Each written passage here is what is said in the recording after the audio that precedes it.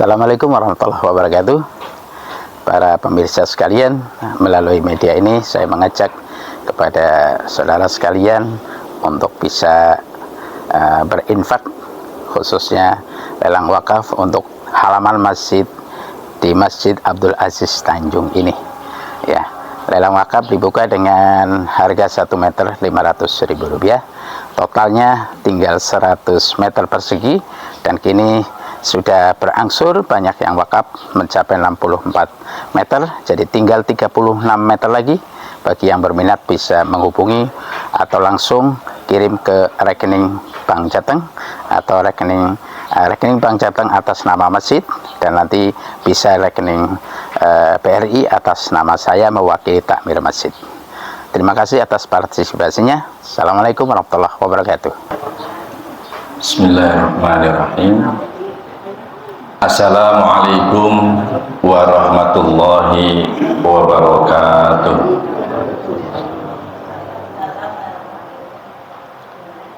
Innal hamdalillah nahmaduhu wa nasta'inuhu wa nastaghfiruh wa na'udzu billahi min syururi anfusina wa min sayyiati a'malina.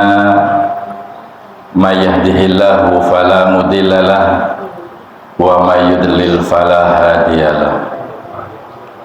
Asyhadu an la ilaha illallah wahdahu la syarikalah wa asyhadu anna Muhammadan abduhu wa rasuluh.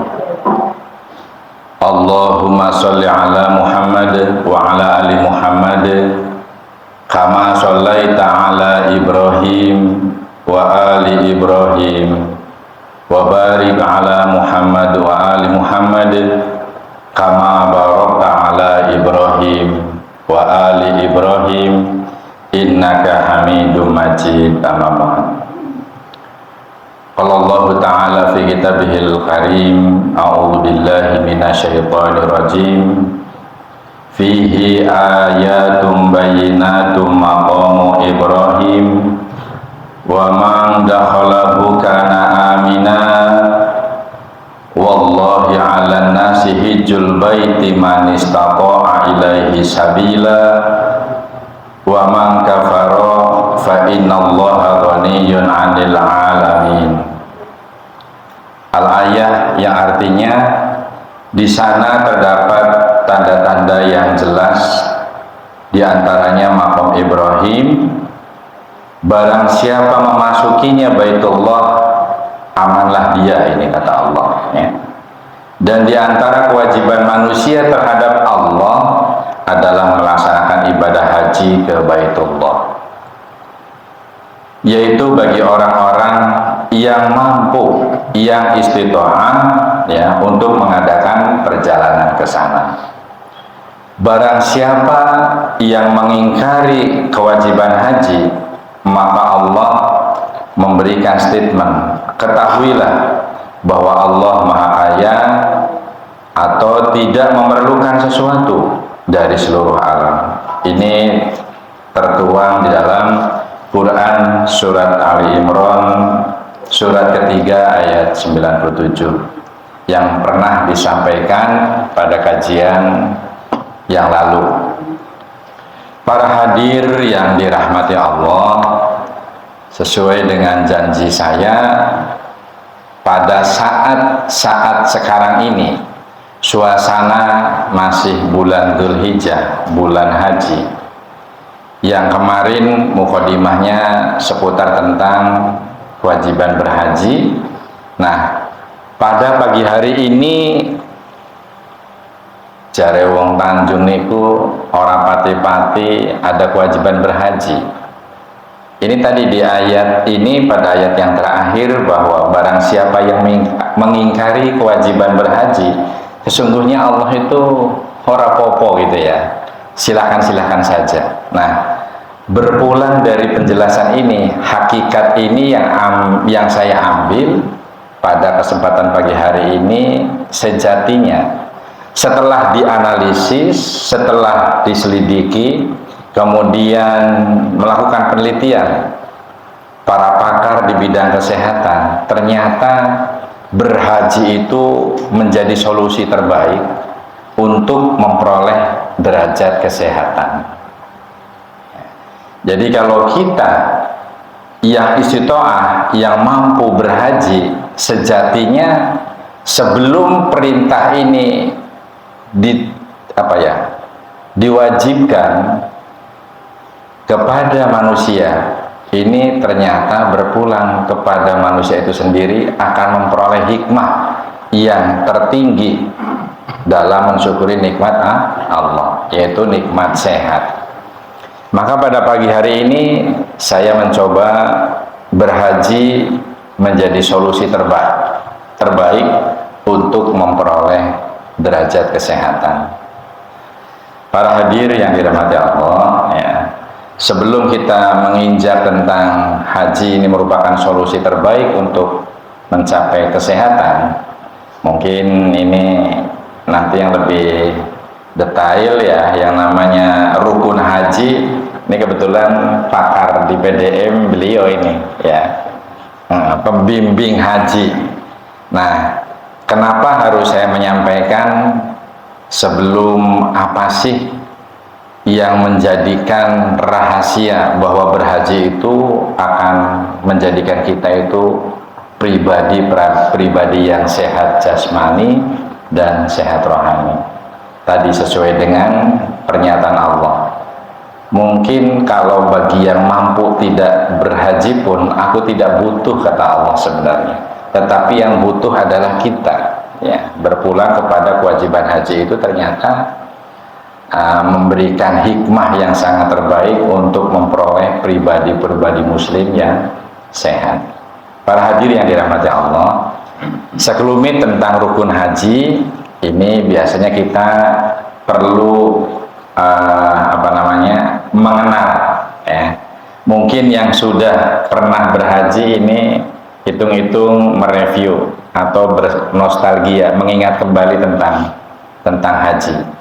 Bagi yang sudah mendaftar atau bagi yang di dalam hatinya betul-betul bersemangat, baik di dalam doa, kemudian melangkah kepada tindakan-tindakan nyata, mulai menabung, menyisihkan penghasilan.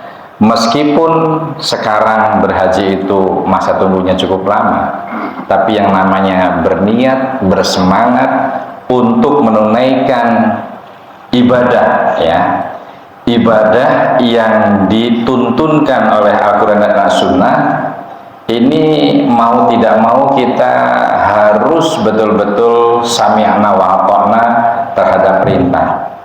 Nah, ini persis seperti yang tertuang di dalam Quran surat Al-Bayyinah ya.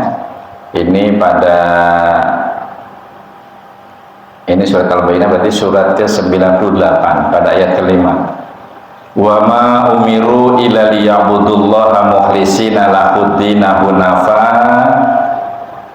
alladzina hunafa wa yuqimuna sholata wa yu'tuz zakata wa dzalika dinul qayyimah. Padahal mereka hanya diperintah menyembah Allah dengan ikhlas, menaatinya semata-mata karena menjalankan perintah agama, dan juga agar melaksanakan sholat dan menunaikan zakat, dan yang demikian itulah agama yang lurus atau yang benar. Jadi perintah berhaji bagi yang mampu ini tadi tertuang di dalam Quran surat Ali Imran ayat ke-97. Kemudian kita tunduk dan patuh untuk beribadah itu, ini tertuang dalam Quran surat Al-Bayyinah pada ayat ke-5.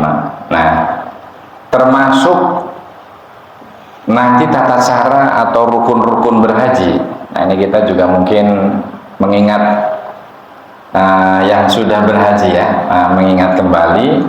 Dan apabila kita memiliki ilmu tentang berhaji, minimal ketika sahabat, saudara, karib kerabat mau berangkat haji, kita mungkin daripada ngobrol ngalor ngidul yang tidak genah, kan di sini ada adat istiadat ya, tata cara. Ketika orang yang mau berhaji kita silaturahim, mendoakan ya, di sanalah kesempatan.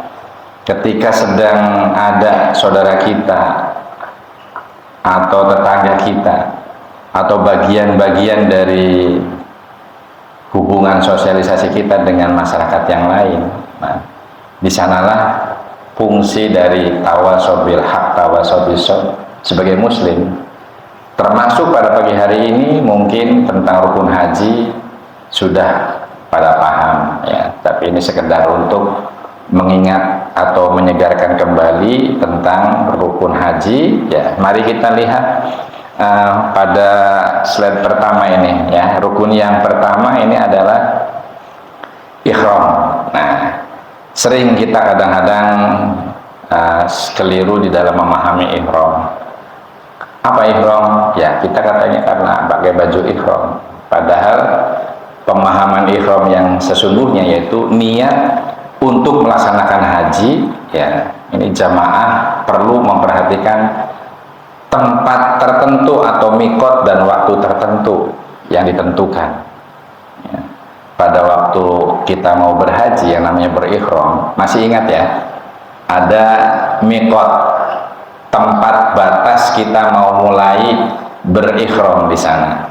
Nah, masih ingat ya, dulu ada mikot yang namanya di Jirona, Tanaim dan sebagainya. Begitu nggih, Pak? Itu berarti mikot tempat ya, dan waktunya pun ditentukan. Tidak bisa di luar bulan-bulan Dzulhijjah kemudian kita bermikot, kemudian berihram, berniat untuk berhaji. Jadi ada batas waktu kapan kita mulai melangkahkan kaki, niat ya, niat untuk berihram atau berihram dalam rangka berhaji dan umroh. Nah, ini rukun yang pertama. Kemudian rukun yang kedua, ini ada juga yang disebut wukuf di Arafah. Nah, ini dimulainya sejak pada 9 Zulhijjah hingga subuh ya, pada subuhnya, subuh tanggal 10 Zulhijjah. Kemudian Nabiullah Muhammad SAW ini bersabda yang artinya inti ibadah haji adalah wukuf di Arafah ya, di Arafah itu. Jadi salah satu tempat yang ditentukan untuk berwukuf yaitu di padang Arafah. Hadis riwayat Abu Dawud. Dan dua syarat sahnya wukuf, pertama pelaksanaan harus di Arafah. Kemudian yang kedua, pelaksanaannya adalah orang itu sudah berislam ya, kemudian berakal. Berarti kalau yang dalam kondisi mabuk ya, kemudian dalam tanda kutip punya gangguan jiwa gitu ya, yang tidak berakal sehat, berarti di sana tidak berkewajiban untuk wukuf di sana. Kemudian tadi ya, karena kita sudah berniat ihram, nah ini di sana ada yang disebut kita harus berpakaian ihram. Nanti kalau detailnya mungkin pas kita pada materi-materi tentang haji dan umroh. Ini untuk mengenal saja. Kemudian yang selanjutnya yaitu tawaf ifadah. Nah, tapi perlu dijelaskan juga ya Pak, ini metode berhaji kita itu nanti ada haji tamattu, ada haji ifrad ya. Kemudian beberapa jenis metode haji yang ditentukan oleh beberapa ijtihadnya para ulama. Hal ini mungkin terkait dengan mengelola begitu banyaknya manusia yang datang menjadi tamu Allah, sehingga nah ijtihad itu di sana berjalan. Ada haji tamattu, ada haji ifrad dan sebagainya. Tapi yang perlu kita ketahui bersama, minimal kita paham dulu tentang rukun berhaji dan umroh. Nah, setelah tawaf ifadah, kemudian kita sa'i ya. Sa'i itu pengertian singkatnya itu perjalanan 7 kali dari Bukit Sofa menuju ke Bukit Marwah. Dan diawali dari Bukit Safa ke Marwah ya, itu dihitung 1 kali Bapak ya. Jadi 1 kali, kemudian dari Marwah ke Sofa berarti itu kedua, dan seterusnya sampai 7 kali ya. Kemudian yang menjadi titik terakhir tujuan sa'i itu kita biasanya untuk mengingat harus berada di Bukit Marwah. Nah, ini sekedar mengingat saja. Nah, setelah kita selesai tahapan-tahapan yang disebutkan di atas, kemudian ada yang disebut dengan tahallul, ya. Nah, itu tahallul itu apa, ya? Tahallul itu artinya larangan-larangan kita berihram, dari mulai niat, kemudian memakai pakaian ihram, ya, kemudian kita wukuf di Arafah, tawaf ifadah, kemudian sa'i, selesai, kita boleh, ya, boleh apa, ya, boleh meninggalkan yang atau hal-hal yang sebelumnya dilarang di dalam berihram. Maka di dalam kaidah usul fikih ada yang disebut istilah muharramatul ihram, beberapa hal-hal yang dilarang di dalam selama kita berihram, jidal, fusuk, rofas dan sebagainya. Setelah selesai, bukan berarti ya di sana kalau misalnya jidal, ya, kita berargumentasi, berdebat dan sebagainya. Kemudian fusuk, fasik, ya, fasik itu melaksanakan sesuatu yang dilarang oleh agama, ya. Kita paham sejatinya bahwa hal itu dilarang oleh agama, ya. Tetapi larangan-larangan itu kita kadang-kadang melanggarnya. Fasik itu begitu pengertian dasarnya, ya. Artinya kita paham tentang hukum yang hak dan yang batil, tetapi kita sering melanggar hal-hal yang batil, ya. Ini paham hukumnya tapi kita selalu melanggarnya, ya. Kemudian rofas, ini hubungan intim atau hubungan badan antara suami dan istri. Setelah bertahallul nanti kita berarti boleh melakukan. Nah, cara atau tata cara bertahallul itu minimal mencukur 3 helai rambut, Pak. Tetapi ada beberapa keterangan, ya, untuk afdhalnya itu berarti dicukur gebral, ya, dipelontos. Nah, ini di sini nanti ada ranah istihad, tapi nanti kita lebih panjang lebarnya kalau kita membahas tentang haji. Nah, kemudian yang namanya penutup dari rukun haji itu kita harus tertib, ya. Tertib itu berarti step by step, ya, tahap demi tahap sesuai dengan tuntunan tadi, ya. Padahal mereka hanya diperintah menyembah Allah dengan ikhlas, menaatinya semata-mata karena menjalankan agama. Jadi agama itu menjalankan yang namanya rukun berhaji dan umroh, ya, dimulai dari tahapan yang pertama, berihram terus sampai selesai tahallul. Nah, itu tahapan-tahapan yang diatur oleh kaidah ahkam atau hukum tentang berhaji, berarti kita harus ditaati dengan tertib, dengan runut. Tidak boleh kita misalnya wukuf dulu, kemudian baru niat berihram itu ya belakangan dan sebagainya. Atau sebaliknya, kita pengen tahallul dulu baru bersa'i dan sebagainya. Jadi tertib itu merupakan aturan yang mengikat di dalam rukun haji. Nah, para hadir yang dimuliakan Allah. Nah, saya di sini menitik beratkan dari tadi pengenalan dasar tentang rukun haji, ya. Nah, ini kenapa menyodorkan tiba-tiba ada definisi hormon. Nah, ini sejatinya yang namanya berhaji dari mulai kita berniat saja, niat karena Allah. Bagi mereka yang mampu pasrah kepada kepasrahan yang sesungguhnya kepada Allah itu merupakan hal yang sudah sangat membuat hati kita itu jadi tenang. Ada beberapa ayat yang menjelaskan dengan zikir kepada Allah, dengan mengingat kepada Allah, maka hati kita menjadi tenang. Nah, sebenarnya tenang di sini itu ada proses setelah diteliti, Pak. Ya. Kemudian di dalam berhaji, misalnya kita niat mau berhaji, kemudian kita meninggalkan orang-orang yang kita cintai, meninggalkan hal-hal yang kita sayangi, ya. Itu juga sebuah perbuatan yang seakan-akan bila kita mengantarkan saudara-saudara kita mau haji, di sana udan banyu mata, ya. Banyak yang sering menangis. Kalau dianalisa, apa sih sebenarnya yang membuat nangis itu ya?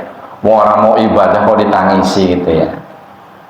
Tapi suasana seperti itu, suasana haru demikian itu, ternyata itu ada kaitannya dengan yang namanya hormon, ya.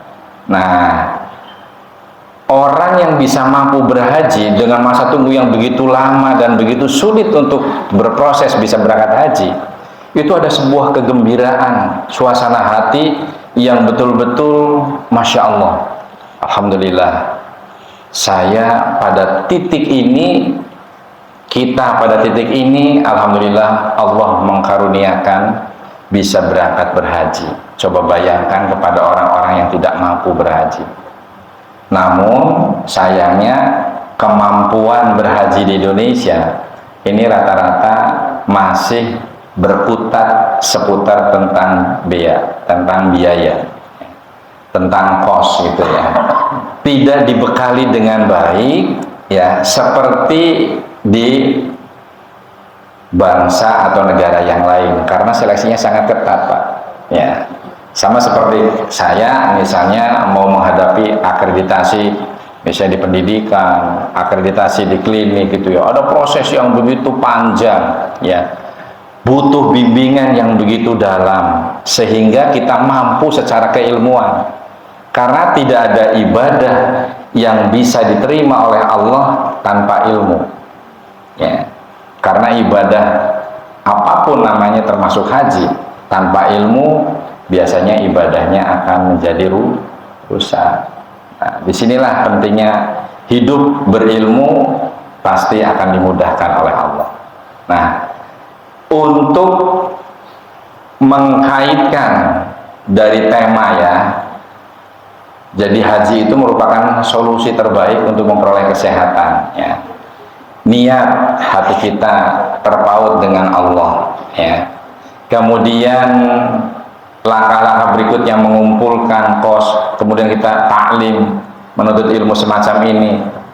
Atau di dalam tata cara berhaji ada yang namanya manasik, itu kan bimbingan ilmu tentang haji. Kita itu juga pikiran, kemudian suasana kebatinan, suasana hati, itu betul-betul dibentuk dulu supaya kita paham tentang makna berhaji dan umroh. Nah, itu semua ternyata ada kaitannya, Pak, dengan kesehatan yang akan diperoleh ketika kita melaksanakan ibadah haji. Nah, nanti mungkin ketika kita apa sih kaitannya haji dengan kesehatan, mungkin kita perlu supaya ini ya, kita mengemas dulu. Nah, kita perlu paham dengan apa yang namanya hormon. Nah, ini definisi hormon ini mungkin ibu-ibu yang di belakang tulisannya cukup jelas, bukan nggih? Nah, alhamdulillah kalau jelas, tapi biasanya gini, indera kita itu kadang-kadang ada yang tajam, mudah mengingat dengan membaca, ada juga yang mudah mengingat karena mendengarkan. Nah, ini dua-duanya ini bagusnya, dan fasilitas yang disediakan oleh Masjid Abdul Aziz ini luar biasa ya, bagi mereka yang punya penajaman indera di dalam menulis dan membaca, ada fasilitasnya. Kemudian mic-nya juga ini cukup bagus. Nah, ini berarti dua sisi yang kita bisa peroleh dari fasilitas masjid ini. Kan biasanya kalau pengajian yang lain enggak, satu arah aja.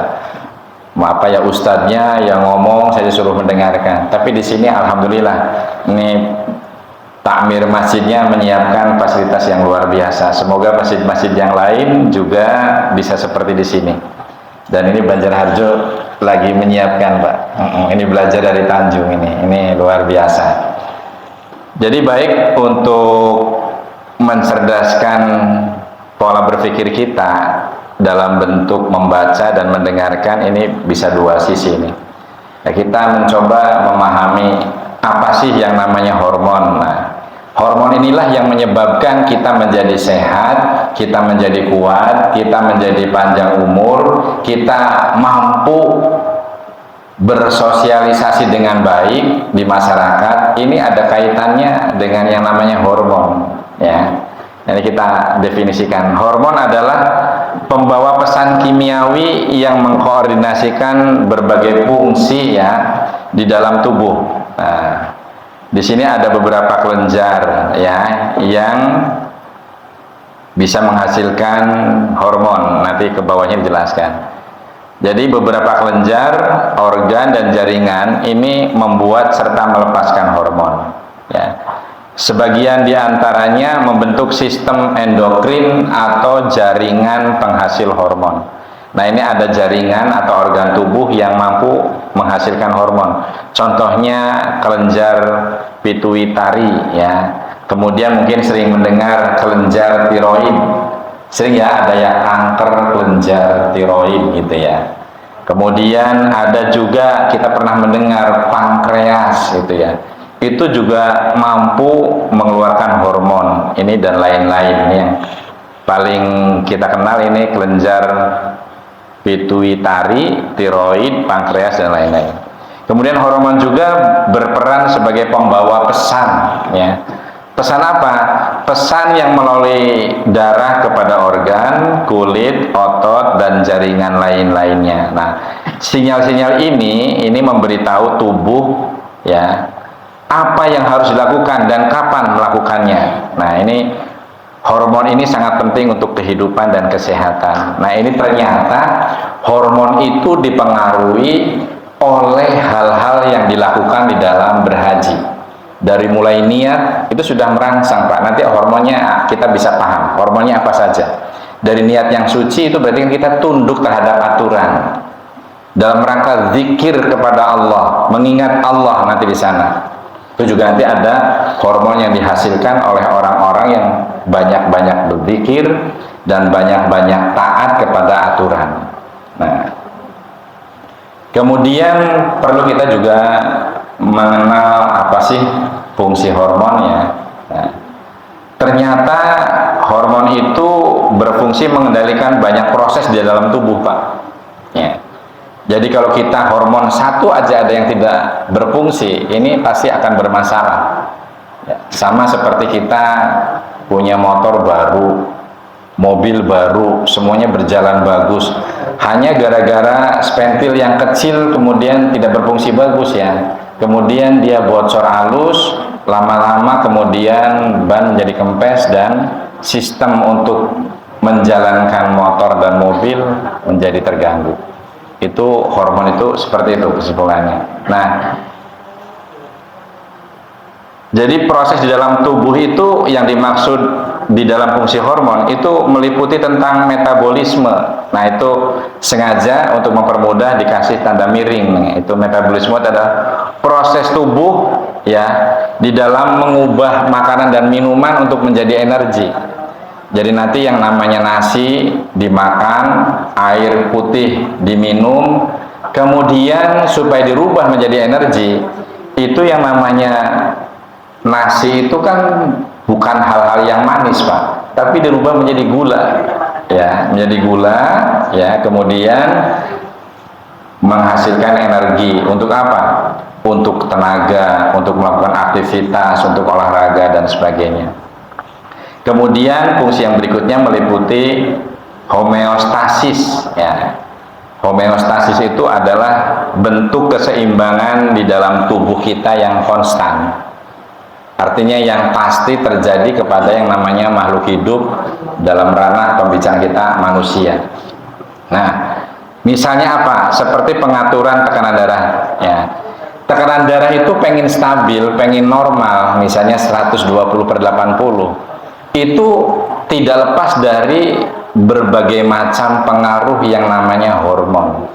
Dan hormon itu akan berfungsi bagus, baik ya, manakala kita nanti tadi melaksanakan dari mulai haji itu kan tadi rukunnya sudah ada ihram, kemudian wukuf, tawaf ifadah, sa'i, itu semuanya dilakukan dengan apa? Dengan tenaga, ya. Jadi ada yang menganalisa bahwa ibadah haji 80% lebih itu ternyata ibadah fisik, Pak. Betul nih, Pak? Kurang lebih itu betul-betul ibadah fisik yang nantinya akan mengaktifasi, ya, mensinergikan, ya, bukan mengaktifasi saja, mensinergikan, kemudian memproduk yang namanya hormon itu dalam batas ambang yang normal, ya. Jadi orang yang gemuk tetap harus tawaf 7 kali, uyel-uyelan, ya. Pokoknya kalau yang pernah berhaji, biasanya kata orang Jawa niku mau berniat tawaf gitu, melihat uyel-uyelan itu ada yang namanya aras-arasen. Pahami pagi? Rasa yang begitu mempengaruhi hati, apa iya saya mampu ya? Padahal saya sudah jalan saja, sudah pada saat di Indonesia, pada saat mau berangkat, sudah sering lara boyok, lara encok ya, dendule peklok gitu ya. Tapi ternyata dengan niat yang tulus, karena zikirnya kepada Allah itu dengan betul-betul kesungguhan, maka hormon itu diaktifasi, diproduksi dengan begitu ya, yang namanya barokah Allah itu tidak kelihatan oleh mata kita, tetapi itu akan berfungsi dengan sendirinya, atau berfungsi secara normal, dalam bahasa medisnya berfungsi secara fisiologis, ya. Yang tadinya di sini mungkin mengingat Allahnya itu mungkin karena sibuk berdagang, sibuk berbisnis itu ya. Itu kadang-kadang mungkin tidak normal saat kita sedang berniat berhaji dengan kesungguhan. Contohnya ya, ketika hormon itu sedang berproduksi, orang tuh mudah nangis ketika mau berangkat haji. Ada yang datang mendoakan gitu ya, saya minta didoakan ya mau berangkat haji dan sebagainya gitu ya. Di sana ada doa dan mendoakan yang tulus. Kemudian si jamaah tiba-tiba meneteskan air mata. Itu salah satu tanda-tanda bahwa aktivasi hormon itu sudah berjalan. Dari sejak berniat mau berangkat saja sudah jalan, Pak. Apalagi nanti sudah berniat ihram di sana. Allah memberikan barokah dalam bentuk tadi, hormon itu diaktifasi, kemudian diproduksikan secara maksimal, tapi tidak berlebih. Persis seperti air. Air kalau diberikan rizki yang baik oleh Allah, maka tidak akan menyebabkan kebanjiran, tidak akan menyebabkan longsor, tapi air itu cukup. Sehingga contoh yang kita lihat bersama di Mekah gitu ya, yang namanya air Zam-Zam, sumur itu berada di padang pasir yang konon tandus, dan oleh akal kita itu dari mana sumbernya? Tidak ada akar, tidak ada pohon yang menyimpan resapan-resapan air, tetapi diambil oleh berjuta-juta manusia dan dikirim ke tanah air masing-masing para tamu Allah. Sampai sekarang tidak habis dan itu cukup. Tidak melimpah pula yang menyebabkan banjir dan sebagainya seperti di sini. Itu pengertian hormon yang dihasilkan oleh orang yang betul-betul tulus ikhlas berhaji karena Allah. Tadi ingat ya, berarti mengaktifasi hormon, kemudian memproduksi hormon secara cukup, secara ideal, sesuai dengan standar fisiologis kesehatan kita.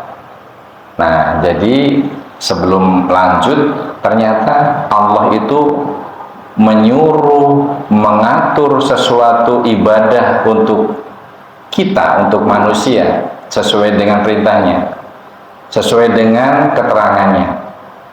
Wa ma khalaqtul jinna wal insa illa liya'budun. Ya, tidak semata-mata aku jadikan jin dan manusia hanya untuk beribadah. Perintah awalnya untuk beribadah, tetapi ternyata perintah-perintah ibadah itu termasuk ibadah haji ini memberikan hikmah sehat yang luar biasa. Sehingga di depan tadi judulnya itu berhaji adalah solusi terbaik untuk memperoleh kesehatan. Maka pada siapa saja seorang muslim yang karena iman dan taat kepada Allah dan Rasulnya mulai saat ini tidak pernah ada tanda-tanda atau pernyataan-pernyataan Allah dalam hal terlambat di dalam berdoa. Meskipun secara kasat mata, kalau saya nun sewu ini yang sudah rambutnya berwarna lebih dari satu ini ya, saya kan lebih dari satu, ada hitam ada putih ya, karena gara-gara disemir ada yang jadi putih, coklat, hitam jadi satu ya, kayak burung nuri malah kadang-kadang ya. Nah ini yang lebih dari satu warnanya itu jangan pernah putus asa di dalam doa, karena rahasia Allah itu termasuk dalam bentuk memberi rizki, baik rizki yang bersifat materi maupun rizki yang dalam bentuk hidayah, itu kadang-kadang datangnya tidak disangka-sangka. Persis seperti hormon ini ya, ketika kita melaksanakan ketaatan dari mulai niat saja sudah mengaktifasi, apalagi nanti sudah mulai sa'i dan sebagainya. Nah, ini kita lanjut ya. Tadi berarti sampai kepada homeostasis, itu contohnya itu pengaturan tekanan darah ya, termasuk pengelolaan gula darah. Tadi yang namanya nasi kan tidak manis Pak, tapi ternyata ketika diolah dibantu dengan hormon itu menjadi zat gula ya, yang identik dengan gula yang pengertiannya manis menurut kita. Nah,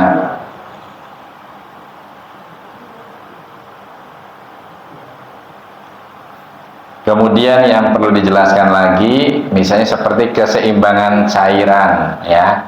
Biasanya cairan tubuh kita itu semua organ itu berapa persennya itu mengandung air. Jadi lebih dari 50% sel-sel kita itu semua mengandung air ya. Maka di dalam cairan tubuh sering disebut dengan cairan elektrolit ya. Nah, fungsi hormon itu juga mempengaruhi tentang suhu tubuh ya. Kemudian tumbuh kembang. Jadi tumbuh itu dari mulai kecil menjadi besar, dari mulai pendek menjadi tinggi, dari mulai sempit menjadi melebar ya. Ini seperti saya ini sudah tumbuhnya bukan ke atas tapi ke samping yang disebut melebar. Nah, ini dipengaruhi oleh fungsi hormon yang berkaitan dengan homeostasis ya. Dan bukan berhenti di situ, bukan hanya tumbuh kembang saja, termasuk fungsi seksual ibu. Ini kalau biasanya fungsi seksual langsung mulai melek ini ya. Biasanya fungsi seksual itu belum melakukan saja, baru ada bapaknya merayu ya, kemudian dengarkan Bu, kok pagi-pagi sudah cantik, mau kemana gitu ya, kan menyiapkan bapak supaya salim, saya sudah wangi dan sebagainya. Nah, itu dengan hubungan cinta kasih yang tulus yang diridhoi oleh Allah Bu, itu akan menghasilkan hormon-hormon terbaik untuk kesehatan. Jadi yang namanya diciptakannya laki-laki dan perempuan berpasang-pasangan, ternyata rahasianya itu juga akan menghasilkan hormon yang berfungsi untuk apa? Mempertahankan kesehatan, memperpanjang angka harapan hidup atau yang namanya panjang umur. Ini ada kaitannya Pak. Orang yang tidak punya cinta, yang sering mengobrol cinta, cintanya dia cerai-cerai di setiap pengkolan ya, itu artinya tidak punya cinta sejati. Cintanya cinta nafsu. Maka bukan hormon yang dihasilkan, tetapi penyakit yang ditumpuk dan dikumpulkan, sehingga suatu saat akan meledak menjadi bom waktu ya. Banyak orang yang tiba-tiba meninggal di atas ranjang, meninggal di atas perut, ya. Ternyata setelah ditelusuri gitu ya, berlebih hubungan seks, kemudian berlebih konsumsi supaya memuaskan syahwatnya dengan obat-obat tertentu. Ini contoh sering banyak kita lihat di sosial media ya. Artinya meninggal di atas perutnya wanita gitu ya. Belum selesai ternyata sudah jantungnya sudah kelak berhenti, Pak. Ya, ini hormon yang berlebihan tadi. Kalau ibarat air diproduksi itu terlalu banjir sehingga timbullah banjir bandang, longsor. Jadi yang namanya kematian tidak mesti harus banjir dari air. Banjir karena kita tidak punya cinta sejati saja, ini hormon bisa kebanjiran sehingga bisa menyebabkan sesuatu yang sangat membahayakan. Maka hati-hati. Allah tidak suka kepada hal-hal yang berlebih-lebihan. Nah, selain tentang fungsi seksual, kemudian berpengaruh juga kepada reproduksi. Jadi ini terutama pesan kepada ibu-ibu ya. Ibu-ibu biasanya hormon yang diproduksi untuk bidang reproduksi ini harus betul-betul ada suplemen-suplemen tambahan, ada ilmu-ilmu tambahan bagaimana mengelola hormon itu supaya baik ya. Karena banyak angka statistik yang menunjukkan ibu-ibu itu mudah patah tulang ketika terjatuh, kepleset dibandingkan laki-laki. Ya, itu apa? Karena kalsium, unsur-unsur pembentuk seperti fosfor, ya, Fe dan sebagainya dibutuhkan oleh kesehatan tulang dan tubuhnya itu terbagi ketika kita melahirkan, ya, ketika kita bereproduksi. Nah, sehingga ketika kita beribadah, termasuk ibadah haji, khusus untuk ibu-ibu itu harus betul-betul Bu, ya, betul-betul meningkatkan keikhlasan seikhlas-ikhlasnya. Maka pada saat kita berangkat haji itu ada yang namanya pendidikan haji mandiri oleh Departemen Agama ya. Jadi yang untuk di samping untuk menjaga muharramatul ihram, bab rofas ya. Terus sekarang dianjurkan laki-laki nanti dengan teman yang laki-laki. Jadi ibunya jangan gamblok nempel terus kayak perangkot dengan bapaknya Bu. Ayo belajar mandiri sesama ibu gitu ya, melaksanakan rukun-rukun haji, kemudian wajib-wajib haji dan sunnah-sunnah haji secara mandiri. Nah, kemudian hormon juga berpengaruh kepada siklus tidur dan bangun. Ada orang yang kadang-kadang bangunnya itu sak kepenake dewek, tidurnya tuh kebluk ya. Di sini ada nggak yang namanya istilah kebluk ya? Kebluk itu kalau tidak dibangunkan, ini biasanya bapak-bapak nih, ya. Bapak-bapak itu kalau suasananya tidur di rumah, kadang-kadang sudah dengar ada adzan subuh, kalau nggak dibangunkan oleh ibunya, kadang-kadang suka aleman, pengennya dilus-lus dibangunkan oleh ibunya, ya. Tapi ketika beliau-beliau pada penataran atau simposium atau hal-hal yang sebagainya yang berpisah sementara untuk ibu, ternyata bisa bangun gasik Pak, ya, tanpa dibangunkan oleh ibu. Nah itu biasanya pengaruh itu Bu, pengaruh hormon yang berkaitan dengan seksual. Jadi yang namanya seksual nggak mesti harus hubungan badan. Kadang-kadang laki-laki itu butuh dielus, butuh disayang ya. Kalau pada pegel tanpa diminta, bapak datang pada pegel, ya Pak, mari Pak tidur, dipijat. Harusnya begitu Bu ya. Tidak malah diminta saja sudah langsung manyun ya. Musuh aku benar-benar kesel ngurusi anak, ngurusi dapur dan sebagainya. Nah, itulah Bu amalan-amalan pengganti ketika ibu sedang diberi rukhsah dalam kondisi misalnya sedang nifas, sedang haid dan sebagainya. Sehingga untuk menutupi hal-hal tersebut, amalan terbaik setelah ibadah mahdoh adalah mengabdi kepada suami. Ini jadi nanti juga hormonnya juga akan meningkat Bu ya. Ini terkait dengan seksual yang secara menyeluruh pengertiannya. Siklus tidur sudah, kemudian suasana hati. Nah ini suasana hati. Kita merengut karena sedih, kita merengut karena lihat tetangga mendapat nikmat syahwat. Ada yang beli TV, kita kadang-kadang irinya luar biasa Pak, menggerutu gitu ya. Kemudian gibah, si fulanita TV-nya baru dikirim pakai mobil, tapi ternyata oleh utang. Nah itu mesti kayak gitu, suudzon yang dikirim. Itu akan mengganggu kepada produksi yang namanya hormon. Nah ternyata berhaji itu kalau diamalkan dengan baik, ternyata betul-betul akan menghasilkan hormon setelah diteliti yang luar biasa, yang nantinya persis seperti produksinya air minum dari sumur Zam-Zam. Jadi produksinya terus-menerus, tetapi cukup, bukan berlebih. Ya, mudah-mudahan hal ini akan bisa memberikan inspirasi ya kepada kita bahwa bukan berhaji saja sebenarnya. Ibadah-ibadah yang lain pun nanti ada hormon-hormon tertentu yang diaktifasi oleh perintah sholat, perintah berzakat, berkurban, karena kita mengorbankan sesuatu, mengeluarkan harta kita yang disayangi. Ketika kita mentasarufkannya dengan baik dan benar, kita melihat langsung siapa yang diberi, ternyata betul ya, kita hidupnya lebih nikmat ketimbang si yang lain-lain. Artinya yang yatim tidak bisa bahagia seperti kita. Itu ada kebahagiaan yang dirasakan di dalam suasana kebatinan atau hati. Baik, untuk menyingkat waktu supaya cukup, nah, ini jenis-jenis hormon Bu, supaya paham ini, supaya nanti kita, oh iya ini kalau tawaf kira-kira hormon yang mana yang diproduksi di sana lebih banyak. Nah, ini contoh. Yang pertama, ini hormon yang disebut hormon dopamin ya. Memiliki nama juga yang disebut ini hormon perasaan baik Bu ya, yang merupakan bagian penting dari sistem penghargaan otak. Ternyata kita itu butuh pengakuan dari orang lain ya, butuh dipuji oleh orang lain, butuh dianggap atau diuongke oleh orang lain.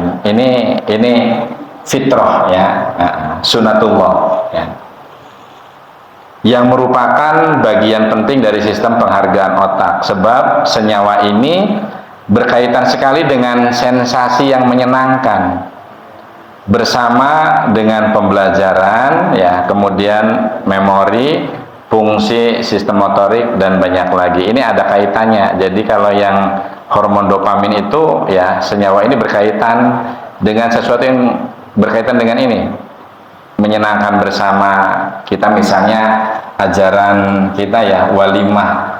Walimah itu kan pengertiannya makan bersama Pak. Nanti yang asli itu di sini gitu ya. Setelah ngaji kita walimah, makan bersama. Ini medan bersama. Ya. Kemudian biasanya di sini nasi pincuk. Kalau di rumah mungkin nasi pincuk tidak senikmat seperti makan di sini Pak. Saya ini merasakan ketika di sini, Pak ini sedap banget Pak. Kalau ditanya padahal harganya berapa.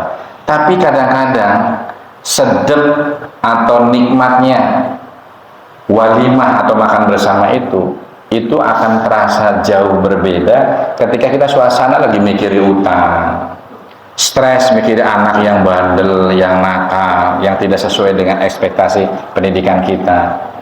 Itu meskipun makannya misalnya mungkin burger ya, makanan yang mahal, makanan yang kekinian, itu rasanya ternyata tidak ada apa-apanya bila dibandingkan dengan makan secara walimah itu. Nah, inilah yang namanya ibadah, itu mengaktifasi hormon ternyata Pak ya. Nah, ini sebab senyawa hormon dopamin ini yang berkaitan dengan hal-hal yang menyenangkan ya. Misalnya bersama dengan pembelajaran seperti taklim seperti ini ya. Kemudian kita mungkin reuni ya, reuni misalnya, ini reuni dalam tanda kutip yang positif ya. Jangan reuni nanti malah di sana ada yang kadang-kadang apa ya, CLBK. Nah, cinta lama bersemi kembali gara-gara ini. Kita yang positif saja. Kalau kita betul-betul menjaring silaturahim, mengingat kembali teman seperjuangan, kemudian mencari tahu teman kita tuh berada di mana, berada di posisi mana, ibadahnya seperti apa. Ini yang dimaksud reuni yang syar'i ya. Nah, jadi kalau yang mengharamkan reuni ini terlalu buru-buru mengambil hukum ya. Jadi ada juga reuni yang betul-betul syar'i ya.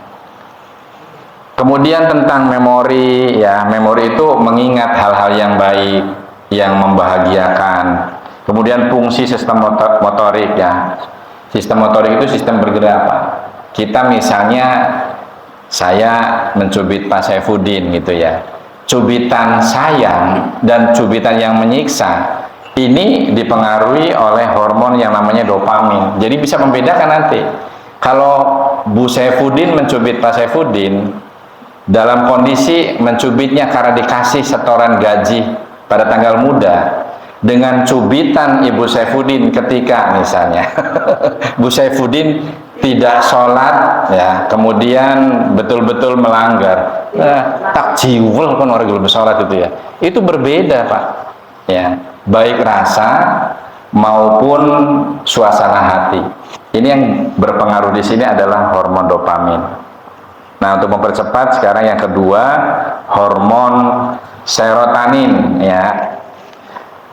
Nah, ini hormon ini adalah zat kimia yang terkandung di dalam tubuh manusia dan berfungsi atau bermanfaat untuk neurotransmitter ya. Neurotransmitter itu ketika ibu misalnya dipuji oleh bapak ya, waduh, ibu itu luar biasa, semakin hari, semakin bulan, semakin tambah tahun kok semakin cantik gitu ya. Itu kepek-kepeknya beda Pak. Iya. Ketika misalnya ibu itu kok baunya kok kayak pakai matang gitu ya.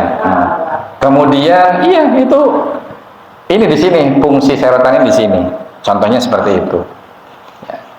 Kemudian fungsi serotonin yang lain memiliki peran penting dalam mengatur suasana hati.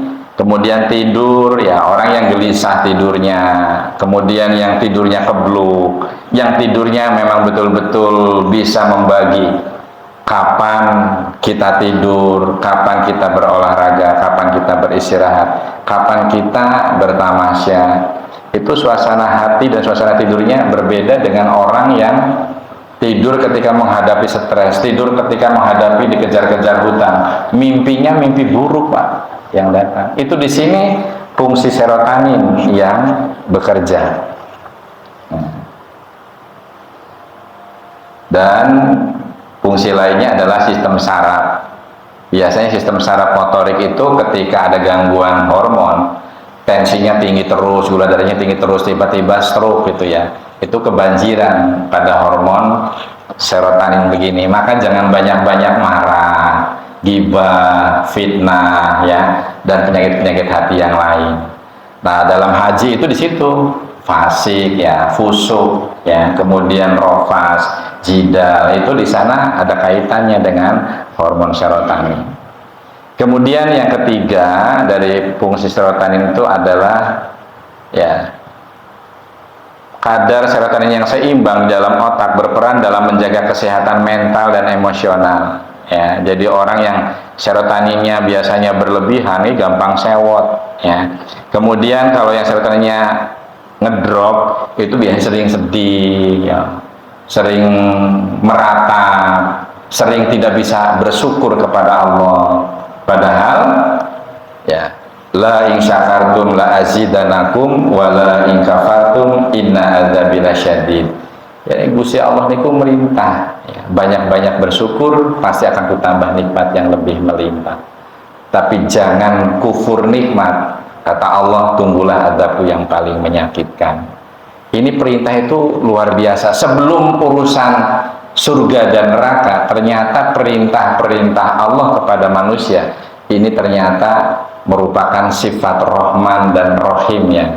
Rahman itu apa ya, sifat memberinya Allah, yaitu diberikan kepada semua makhluk.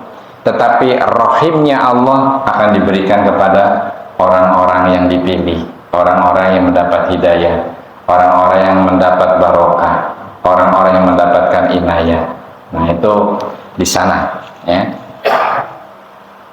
Kemudian berikutnya ya, kadar serotonin yang seimbang dalam otak berperan dalam menjaga kesehatan mental dan emosional, tadi sudah dijelaskan. Kekurangan serotonin dapat berkontribusi pada gangguan mood, yaitu tadi orang yang kekurangan dopamin itu biasanya suka sensitif, mudah tersinggung, itu moodnya sering labil ya, depresi, tidak bisa tidur, hidupnya gelisah ya. Misalnya ada polisi datang saja, waduh, saya salah apa ya? Apa motor saya mau ditilang? Padahal polisi mau kondangan Pak lewat di rumah kita. Pikirannya sih ora-ora. Ya, nah, ini ada fungsi serotonin yang terganggu di sini. Nah ini kita perlu juga mengenal jenis-jenis hormon ya. Di sini yang ini hormon kebahagiaan ya, kurang anu ya Mas. Apa? Gimana? Yang ketiga ya. Ada 5. Ini yang ketiga ini jenis-jenis hormon masih termasuk dengan yang tadi ya. Yang ketiga ini oksitosin. Ini memiliki nama lain hormon cinta. Nah, yang berkaitan dengan cinta atau yang kalau menurut kebutuhan dasar menurut Maslow, ini ada 5 kebutuhan dasar manusia. Salah satunya love need ya, artinya kebutuhan cinta kasih ya. Sebab oksitosin sangat penting untuk yang berkaitan dengan kita saat persalinan seorang ibu melahirkan putra-putrinya. Kemudian berkaitan dengan proses menyusui atau refleks infan ya. Ketika seorang ibu sering dikenyut nggih, niki anu nun sewu pakai bahasa yang mudah dipahami Ibu. Ketika ibu itu sering dikenyut oleh ini apa kalau bahasa Jawa kenyut sama saja ya. Nah, dihisap puting payudaranya dihisap oleh bayi yang disebut refleks infan, itu akan merangsang kepada sel-sel payudara untuk mengeluarkan yang disebut ASI, air susu ibu. Nah, kemudian berkaitan juga dengan ikatan orang tua anak ya, artinya hubungan yang kuat. Jadi sayangnya kita kepada anak dengan sayangnya kepada keponakan kira-kira sama apa enggak? Berbeda ya. Mungkin sayangnya anak sendiri kepada murid kita itu berbeda. Begitu juga sayangnya kita, sama-sama sayang. Sayangnya anak kita terhadap tetangga pasti berbeda. Nah, ini yang berpengaruh di sini hormon oksitosin. Kemudian hormon ini dapat membantu meningkatkan kepercayaan, empati dan ikatan dalam hubungan. Dan kadar oksitosin umumnya meningkat dengan kasih sayang fisik seperti ketika kita dicium ya, ketika berciuman, pelukan dan hubungan intim. Ini penting ya Bu. Jadi ibu-ibu meskipun capek ya, kalau bapaknya kira-kira kelihatan butuh tapi melihat ibu kira-kira lagi merengut karena belum gajian itu ya, kalau bisa untuk menghasilkan hormon seperti ini Bu, berusaha melawan supaya tidak merengut Bu. Ya, kita belum gajian, tapi beras kita masih cukup untuk persediaan sambil menunggu gajian. Itu yang tadi disebutkan, bersyukur dengan apa yang kita terima saat ini. Ya, dalam bahasa agama itu qanaah. Ya, nerimo ing pandum.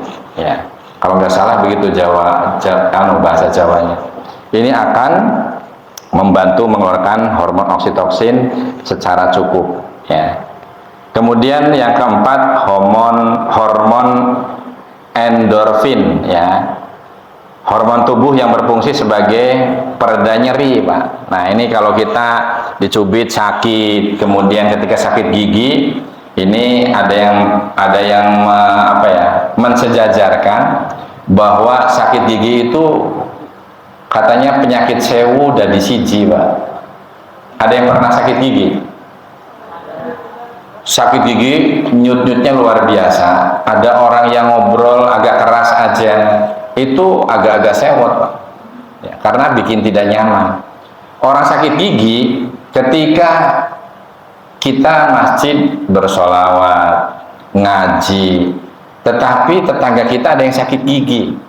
Kemudian waktu ngaji dengan pengeras suaranya tidak menggunakan aturan kesetaraan dalam bermasyarakat.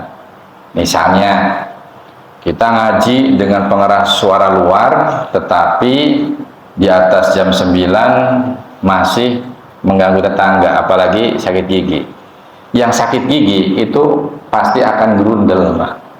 Nah, disinilah letaknya kita bijak dalam mensikapi situasi lingkungan. Ya. Jadi bukan berarti masjid tidak boleh untuk ngaji, boleh untuk ngaji, tetapi pakainya pengeras suara dalam. Ya. Jadi masjid juga harus membuat sejuk lingkungannya, membantu meringankan beban lingkungannya, kemudian menyenangkan lingkungannya, dan semua yang bisa hadir di tempat ini atau di masjid. Seperti kita kan enak, ilmunya dapat, alhamdulillah ada kopi juga dapat. Nanti sebentar lagi juga kita dapat yang namanya nasi bungkus. Itulah masjid yang ideal. Jangan berkiblat kepada pemahaman masjid tempo dulu ya. Kita ngaji enggan bawa anak, enggan bawa cucu, takut rame, takut ribut dan sebagainya. Kalau dikelola dengan bagus, pembiasaan anak-anak cucu kita atau anak-anak tercinta kita, ayo diajak ke masjid, pembiasaan. Misalnya, toh pada saat pelaksanaan terkesan mengganggu, nah, mungkin masjid nanti ini kan seperti kayak Tanjung, ini sedang menyiapkan tanah wakaf ya. Nanti mungkin ada kalanya dipikirkan, Pak. Jadi pada saat kajian-kajian semacam ini, ada anak-anak yang hadir, ditempatkan. Anak-anak disediakan mainan, disediakan makanan-makanan khusus yang menyenangkan anak-anak kita, supaya terbiasa atau pembiasaan kepada mencintai masjid. Jangan kalah, konsep kita punya, tetapi yang pakai pendeta. Coba kalau lihat pendeta, jalan-jalan kalau hari Ahad di Komplek Islamic Center. Masjid kita sepi, Pak, tapi di gereja-gereja yang kita lihat di sana, pendeta itu kalau ke sana itu bawa gula-gula, bawa permen, bawa boneka-boneka kecil, bawa mainan-mainan. Anak-anaknya dicium, dipeluk, dirangkul. Nah, ayo ikut duduk bareng. Tempatnya disediakan, sana mainan. Kasih, Pak. Coba kalau di kita, anak ribut, diselepet pakai sarung, jebret gitu ya. Mana akan membiasakan anak kita cinta kepada masjid? Semakin jauh anak kita. Kemudian kita sendiri pun kadang-kadang sungkan, aras-arasan membawa anak, membawa cucu kita. Itu diopak-opak anak semua nih, sampai di absen, Pak.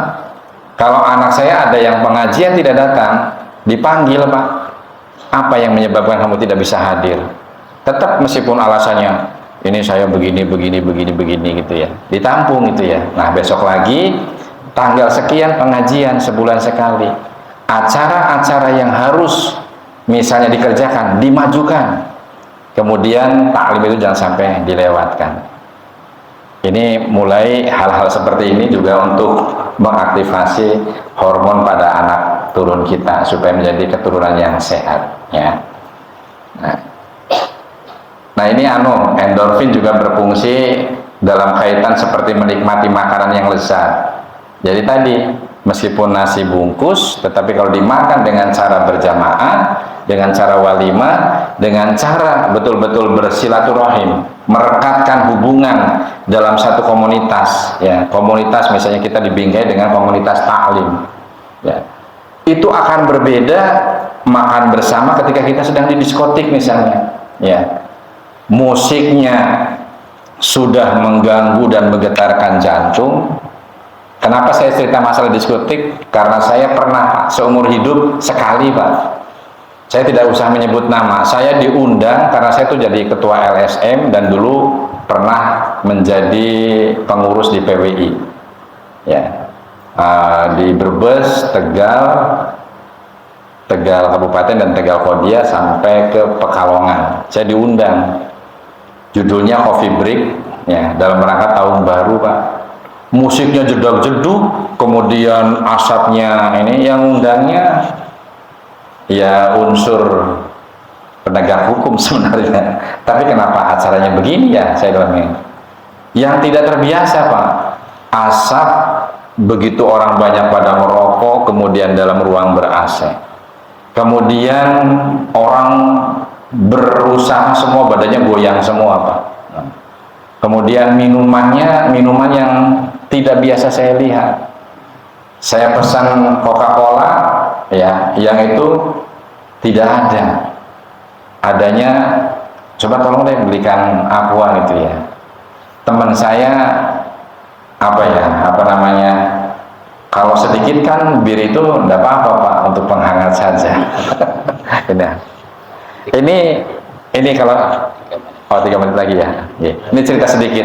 Ini akan berbeda suasana makan seperti itu. Meskipun di sana ada yang meleok-leok, wanita cantik menyanyikan lagu dan sebagainya, tapi bagi yang tidak terbiasa seperti itu ternyata bukan nikmat, Pak.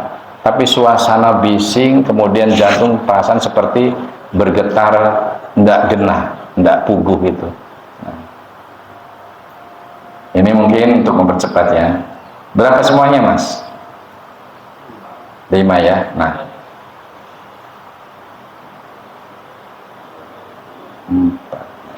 cara meningkatkan hormon kebahagiaan, ya ini biar supaya bisa semua. Untuk meningkatkan hormon kebahagiaan ini ada cara-caranya. Yang pertama, kita perlu terpapar sinar matahari, terutama orang-orang kantoran, orang-orang yang sering ber-AC. Tetap ini harus ada ya. Porsi meskipun sebentar ini harus terpapar sinar matahari pagi. Kenapa ada di sana? Ternyata perintah sholat duha ya, itu ternyata ada kaitan dengan hal-hal seperti ini ya.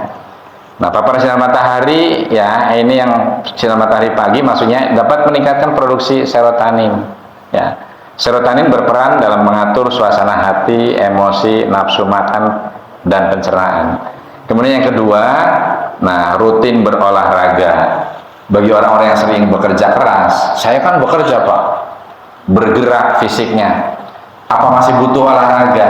Nah ini di sini, kalau boleh saya memberikan contoh, makan dengan tumakninah, dengan suasana hati yang riang gembira, dengan makan karena memenuhi kewajiban saja, saya harus makan jam siang misalnya jam 12 ya, tapi sedang apa? Pekerjaan numpuk ya, yang harus tanda tangani di meja itu ratusan tanda tangan yang harus saya siapkan sambil makan gitu ya. Kemudian stres yang begitu banyak bertumpuk di otak kita, itu akan berbeda rasanya. Nah, sehingga olahraga itu adalah gerakan fisik tetapi ada nuansa rekreasi. Suasana kebatinannya itu harus lepas dari hal-hal yang menyiksa suasana hati dan alam pikiran kita. Nah, itu maksudnya rutin berolahraga yang seperti ini. Bisa dibaca sendiri ya Bu, biar ini ya, bisa meningkatkan kadar dopamin dan serotonin. Kemudian yang ketiga ini, aktif di bidang seni sastra, mendengarkan alunan suara indah. Ini kalau suara indah dan musik jangan ditafsiri pendek ya, atau cupet ya, artinya apalagi sekarang ada pemahaman musik itu haram dan sebagainya, karena asbabul wurud hadisnya tidak dipelajari secara baik dan benar ya. Padahal yang namanya petikan gitar itu sebenarnya suara alam yang dihasilkan oleh budi dan daya atau budaya manusia gitu ya.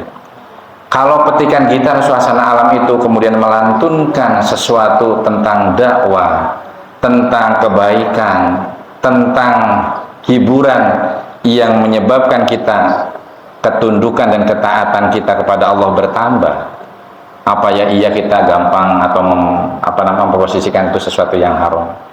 Nah ini bedanya bermuhammadiyah dengan saudara-saudara kita yang ada di kelompok-kelompok yang sering mengembalikan, katanya mengembalikan bahwa aturan-aturan yang sekarang sudah rusak karena zaman dikembalikan kepada konseptual. Saya tidak bisa menyebut golongan apa, aliran apa dan sebagainya ya. Ini yang sering dibicarakan. Muhammadiyah sudah mulai kecolongan oleh kelompok-kelompok yang secara terang-terangan sekarang. Dulu sering gemar datang ke amal usahanya Muhammadiyah, tetapi ketika sudah besar sekarang menyerang ya. Ini terkait masalah seni dan sebagainya. Ini bisa dibaca ya. Nah ini menurut studi dalam Art and Medicine and interdisciplinary ya, jurnal. Ini seni itu dapat memberikan efek pada pelepasan pembawa pesan biokimia di otak. Pada akhirnya dapat mempengaruhi emosi yang positif, pengolahan stres, dan fungsi kekebalan tubuh. Nah, saya cuma hanya menambahkan alunan suara dan musik yang indah itu jangan dikonotasikan seperti kayak yang anti gitar, anti suling, dan sebagainya, seperti kontekstual atau konseptual yang dulu pernah ada ya di dalam beberapa hadis itu memang, tapi asbabul wurudnya tidak dipelajari dulu ya. Itu nanti pada pembicaraan yang lain insya Allah bisa kita kupas bersama. Nah, kemudian indah dan musik, suara indah dan musik itu bisa saja kita mungkin baca Quran dengan baca yang karom layu, dengan baca yang dengan alunan, dengan qiraatul Quran yang baik, itu juga akan membuat suasana kita semakin tadi mendekatkan kepada konsep bahwa ketika dibacakan ayat suci Al-Quran maka diam dan ingat Allah, gitu ya. Nah, itu kan kesana larinya, Pak. Jadi itu alunan suara indah dan musik itu bukan hanya gitar, suling dan sebagainya, tapi membaca ayat-ayat suci Al-Quran atau ya misalnya bersolawat dengan suara yang indah, itu juga akan meningkatkan hormon-hormon kebahagiaan. Kemudian yang keempat, nah ini beribadah seperti sholat, i'tikaf, meditasi dan muhasabah. Nah, di sana haji itu ada yang namanya wukuf. Di sana muhasabah, Pak. Ya, diam, zikir, kemudian ya. Kemudian seolah-olah kita beriktikaf ya, meditasi gitu ya. Cuma kita menggunakan bahasa yang berbeda aja. Meditasi itu kayak orang Buddha gitu ya. Nah, itu kita Buddha itu malah niru kita. Namanya meditasi dan sebagainya. Kemudian beribadah adalah tindakan melatih terhadap pikiran positif seseorang. Ketika seseorang terus beribadah secara teratur, ini pasti seseorang akan dapat mengatur emosinya dengan lebih baik. Dari sana mereka dapat memilih untuk tetap tenang dalam situasi emosional dengan lebih mudah. Nah, ini masih ya. Yang kelimanya ini makan bersama orang-orang tersayang. Nah, kita kan tersayang, Pak. Kalau kita merasa bahwa satu ikhwan, satu komunitas, satu organisasi, satu kelompok-kelompok yang menumbuhkan kebaikan, itu termasuk makan bersama dengan orang-orang tersayang, makan bersama dengan cucu, dengan anak, dengan saudara, itu juga akan meningkatkan kadar oksitoksin. Ada juga beberapa makanan yang bisa berdampak pada naiknya kadar hormon kebahagiaan. Contohnya seperti makan pedas. Maka jangan sering jangan makan pedas nanti mindset itu ya. Itu tidak, Pak. Tapi kita kembalikan. Pedas boleh, tapi jangan pakai level-level yang berlebih gitu ya. Nanti kalau yang level berlebih tadi yang diserang tuh lambung dan sebagainya ya. Kemudian ya, tadi pedas itu ternyata bisa memicu pelepasan endorfin atau yogurt ngertos nggih? Nah, itu yogurt itu juga kacang-kacangan dan telur ini juga bisa melepaskan hormon dopamin yang ideal. Nah, alhamdulillah lebih ya dari 3 menit ya. Nah, ini hanya kesimpulan saja. Ternyata rangkaian rukun haji, wajib haji, sunnah-sunnah berhaji dan umroh itu semuanya terangkum dalam apa yang disampaikan tentang hormon, sehingga ibadah haji itu betul-betul kalau dilaksanakan secara lillahi ta'ala, kemudian ilmunya dikuasai, kita mampu secara pembiayaan, suasana di sananya aman, yang semuanya itu disebut istiqoah, itu akan menghasilkan hormon-hormon yang telah disebutkan atau telah dipaparkan dari materi kajian pagi hari ini. Semoga bermanfaat. Bila ada salah-salah di dalam menyampaikan, saya sadar betul manusia biasa yang banyak kekurangan, mohon dimaafkan dengan tulus. Terima kasih atas perhatian, mohon maaf atas segala kekurangan. Nasrun minallah wa fathun qarib. Assalamualaikum warahmatullahi wabarakatuh.